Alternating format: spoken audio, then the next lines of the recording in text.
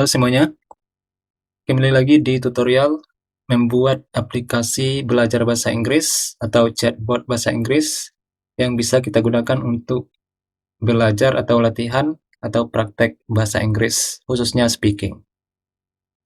Oke, sebelumnya kita sudah sampai ke sini. Oke, progres kita. Kita sudah membuat prompt box dan response box. Nah, prompt box ini dimana kita bisa mengetik prompt-nya, oke, untuk chat. Nah, nanti jawaban dari botnya akan tampil di sebelah sini, oke, di response box. Oke, nah sekarang kita akan coba besarkan GUI-nya. Ini terlalu kecil, mungkin kita besarkan seperti ini ya, oke. Untuk membesarkan GUI-nya kita di atas, di sini, kita ketik self.resize, oke, misalnya 1200 kali 700, oke. Kita coba lihat. Nah, oke. Sebesar ini. Oke, setelah itu kita akan buat di splitter yang ini, yaitu tempat di mana nanti akan muncul definisi-definisi atau contoh-contoh kalimat atau halaman di mana tempat kita belajar bahasa Inggris, oke? Untuk melihat definisi, untuk melihat contoh kalimat, contoh percakapan, dan sebagainya, itu akan kita buat dalam kolom yang berbeda, dalam box yang berbeda. Oke, kita akan buat di sini. Kita masukkan ke dalam splitter yang pertama, oke. V splitter 1 ini sudah ada isinya, yaitu mana? Yaitu prompt box, oke. V splitter 1 ini isinya sudah ada prompt box. Kemudian kita tambah satu lagi isinya, widgetnya self.learning page. Oke, kita buat halaman untuk belajar, learning page. Untuk learning page ini kita akan gunakan Q Web Engine View, oke. Q Web Engine View mungkin kita belum mengimportnya di atas. Q Web Engine View ini harus kita import lagi from by qt5.qt Web Engine widgets import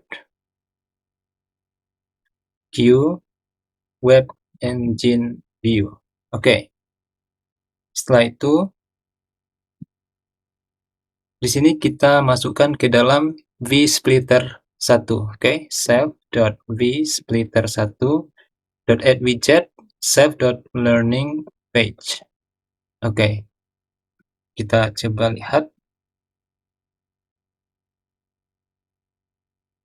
Oke, walaupun di sini tidak nampak, karena ini adalah splitter, kita bisa tarik dari bawah, oke. Nah, ini kita arahkan kursor ke sini, kita bisa tarik ke atas.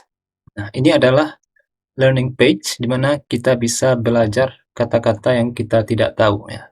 Ada pengertian dan sebagainya. Oke, untuk membuatnya otomatis tampil.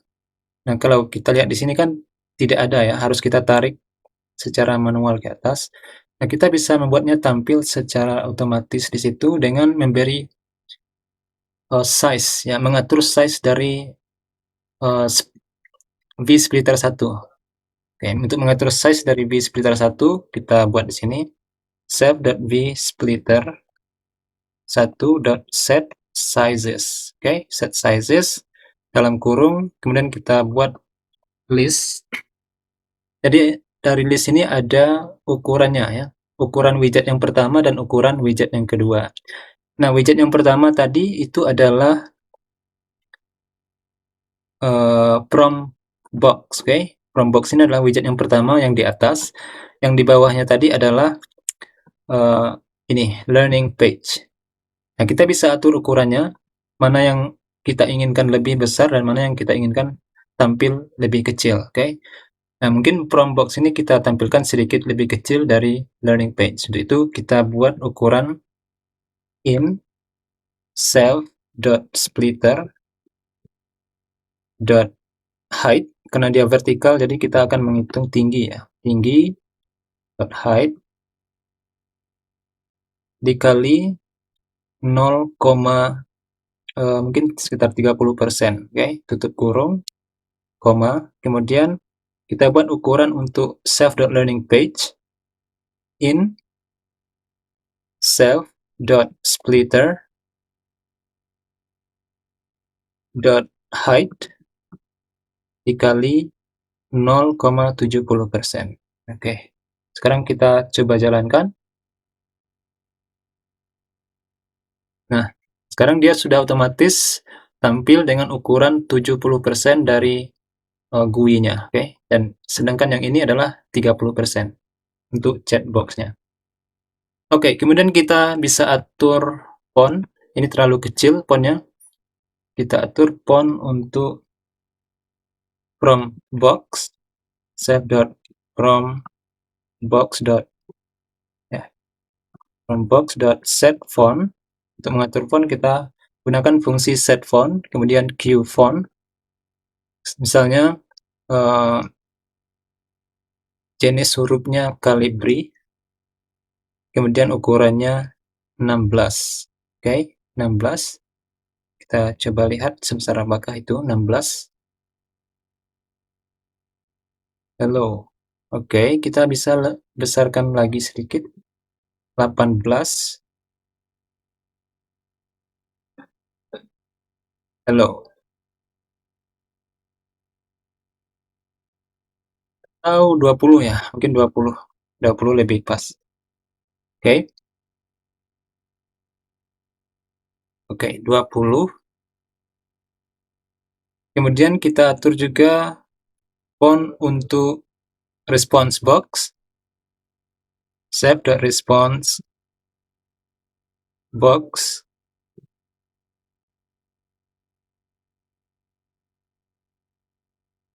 Set font, q font. Sama saja kita buat Calibri, kemudian 20. Kemudian untuk learning page ini sedikit lebih kecil karena nanti akan banyak teks yang tampil di situ. Oke, jadi kita buat sekitar 16-18.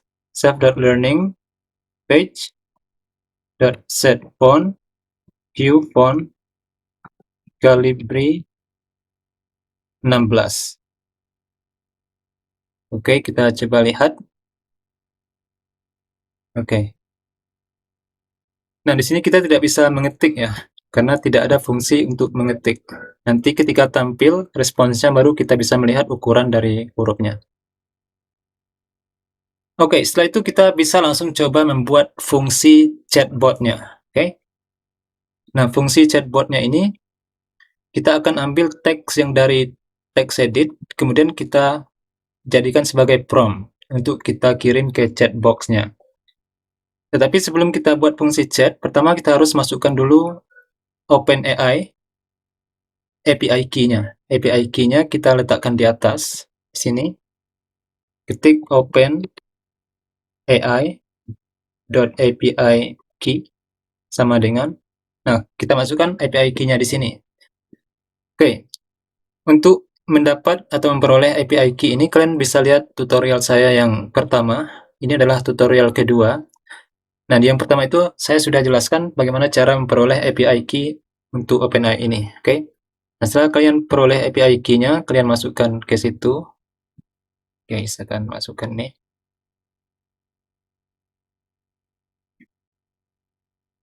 Kita paste di sini. Oke, setelah itu kita akan membuat fungsi Openai. Oke. Nah, bukan fungsi Openai, fungsi generate response. Kita ingin botnya untuk mengenerate response. Sini kita buat dev generate response self. Yang pertama, untuk mengenerate response itu harus ada prompt-nya. Nah, prompt-nya kita buat variabel prompt sama dengan kita ambil dari teks yang diketik pada prompt box. Oke. Jadi untuk itu kita buat di sini self.prompt box to plain text. Nah, to plain text ini artinya kita mengambil teks yang ada di text box, di prompt box. Nah, itu akan kita jadikan sebagai prompt-nya. Nah, kemudian baru kita buat response. Response sama dengan, di sini kita gunakan modul Openai yang sudah kita import di atas. Di modul Openai itu ada yang namanya completion. Oke, di sini kita ketik Openai titik completion. Completion. Oke. Nah, C-nya harus huruf besar ya. Completion, kemudian titik create. Kemudian kurung, kemudian kita enter. Kita akan masukkan semua parameternya di sini. Nah, untuk mengenerate response, ini kita bisa menggunakan dua macam cara. Bisa menggunakan completion, bisa juga dengan chat completion ya. Tapi untuk membuat karakter tertentu dari sebuah bot, itu lebih bagus kita gunakan completion ini. Karena di completion ini kita bisa memilih engine, oke? Engine yang akan kita gunakan. Di sini kita ketik engine. Oke, engine sama dengan, ya ada engine, ada beberapa macam engine, tapi yang paling bagus adalah engine text Da Vinci, text garis strip Da Vinci strip 003. Oke. Ada juga yang 002, tapi yang 003 ini lebih bagus dari 002. Lebih capable ya. Koma, kemudian kita enter. Setelah kita pilih engine-nya, kita masukkan prompt-nya. Prompt sama dengan prompt. Oke. Nah, prompt-nya kita ambil prompt yang ini. Jadi di sini kita masukkan prompt, koma, kemudian n-nya, jumlah respons yang kita inginkan. Kita cuma butuh satu respons. Kemudian ada maksimal tokennya, max tokennya kita buat saja 2048, koma. Kemudian ada temperature. Nah, temperatur ini kita gunakan untuk membuat botnya menjawab lebih kreatif ataupun lebih precise ya. Nah, lebih kreatif itu nilainya 1, lebih precise itu nilainya 0. Oke. Jadi kita bisa buat rentang di antara itu, misalnya 0,5. Ya, 0,5 itu sedang, oke. Nah, setelah itu, setelah kita masukkan prompt-nya ke sini, yang akan diproses oleh teks Da Vinci 003, kemudian di bawahnya kita bisa mengambil hasil completion-nya. Oke, kita ketik lagi response sama dengan response dot choices. Kita ambil choices yang 0, index 0, kemudian text dot choices dot text. Oke. Kemudian baru bisa kita masukkan teksnya ini ke dalam response box. Mana dia response box? Ke dalam ini. Oke, response box. Nah, untuk masukkan ke dalam response box, kita ketik di sini save.responsebox.setText. Ya, bisa kita gunakan setText. Kemudian kita masukkan response yang ini. Oke. Nah, setelah kita buat fungsinya selesai seperti ini, kita kaitkan dengan event listener. Oke, tapi mungkin sebelum kita kaitkan dengan event listener ini kita gunakan, oh bukan event listener, event filter ya. Event filter ini kita gunakan untuk nanti ketika kita tekan tombol tertentu, maka dia akan menjalankan fungsi tertentu di sini.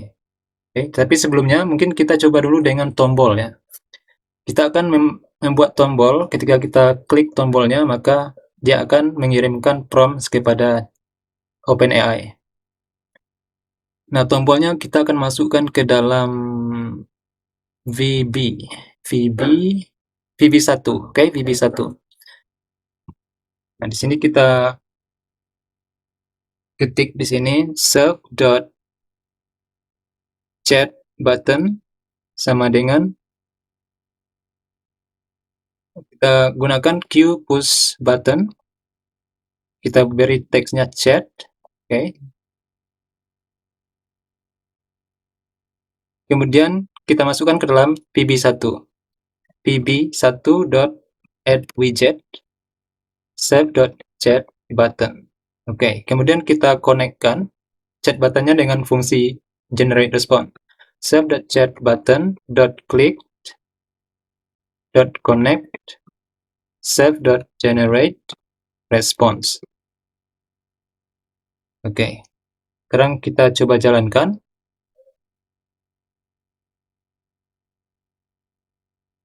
Ya, ini tombolnya masih di sini, nanti kita atur posisinya. Kita coba hello dengan tekan chat, connection error. Oke, connection error. Saya cek dulu. Oh, ternyata koneksi internet saya belum tersambung. Oke, saya akan connect dulu. Sekarang kita coba lagi. Oke, klik hello, tekan tombol chat, dan kita tunggu sebentar. Nah, ini dia respon yang kita peroleh. Oh, I'm looking forward a way to create a custom report engine. Nah, ternyata ini yang kita peroleh. Kenapa bisa begini? Saya belum tahu juga. Nanti kita akan coba lagi. What is your name? Oke, chat. My name is Anna. Oke, ternyata dia merespons dengan baik. What are you doing? Dan chat. I'm currently working on a project for school. Oke. Nah, kita sudah berhasil membuat chatbot yang sederhana, mana kita bisa memasukkan prompt di sini, kemudian kita tekan tombol chat, dan responnya akan tampil di box response di sini. Oke, mungkin di sini kita atur tombolnya, kita letakkan di atas, oke, biar lebih rapi. Untuk meletakkan tombol yang itu di atas, button mana tadi? Button chat ini di atas. Pada VB1 itu kita masukkan stretch, oke? Jadi di sini kita ketik vb1.add stretch. Jadi dia akan men-stretch ruang kosong. Jadi ruang kosong itu di stretch sehingga memenuhi, tidak ada lagi ruang kosong yang tersedia. Jadi button yang tadi yang di tengah akan ditolak ke atas ya. Kita coba lihat. Nah, ini sudah ada di atas, sedangkan stretch tadi memenuhi ruang kosong di sini. Oke.